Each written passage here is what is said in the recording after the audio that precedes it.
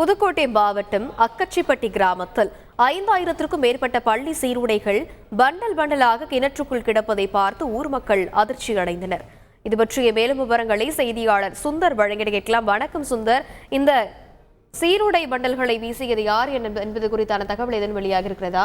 அது குறித்து புதுக்கோட்டை மாவட்டம் கந்தரகோட்டை அருகே உள்ள அக்கச்சிப்பட்டி ஊராட்சிக்கு உட்பட்ட கந்தரகோட்டை புதிய பேருந்து அருகே உள்ள பின்புறம் உள்ள பாழடைந்த கிணற்றில் இன்று காலை ஒரு 5000க்கும் மேற்பட்ட புதிய சீருடைகள், அதாவது பள்ளி மாணவர்கள், தொடக்கப்பள்ளி மாணவர்களுக்கு வழங்கப்பட வேண்டிய புதிய சீருடைகள் கிணற்றில் இருப்பதாக தகவல் வந்ததை தொடர்ந்து பொதுமக்கள் அதிர்ச்சி அடைந்து அங்கு சென்று பார்த்தனர். அப்போது ஒரு 5000க்கும் மேற்பட்ட சீருடைகள் கிணற்றில் வீசப்பட்டது தெரிய வந்தது. இதனைத் தொடர்ந்து கல்வித்துறை அதிகாரிகளுக்கும் காவல்துறைக்கும் அவர்கள் மனு அளித்தனர். அதாவது தகவல் அளித்தனர். தகவலின் பேரில் இருவரும் விசாரணை, அதாவது கிணற்றில் சீருடைகளை எடுத்து விசாரணை மேற்கொண்டு வருகின்றனர். இதுல கல்வித்துறை அதிகாரிகள் விசாரணை செய்ததில் பிறகு இந்த சீருடையானது 2018-2019 ஆண்டு சீருடைகள் என்பது தெரிய வந்துள்ளது. ஏனென்றால் அதன் பிறகு 2020 ஆண்டு பள்ளி கல்வித்துறை புதிய சீருடை கலர் மாற்றப்பட்டுள்ளது.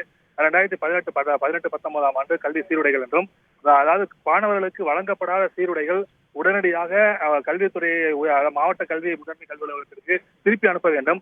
அவ்வாறு திருப்பி அனுப்பாமல் பள்ளியிலேயே ஸ்டாக் வைத்திருந்து அதனை தற்போது கிணற்றில் வீசி இருப்பது தெரிய வந்தது.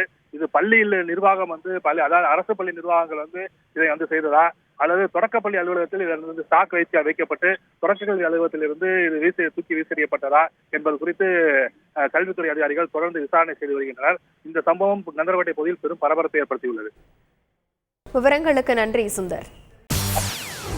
செய்திகளை உடனுக்குடன் தெரிந்து கொள்ள உடனே சப்ஸ்கிரைப் பண்ணுங்க.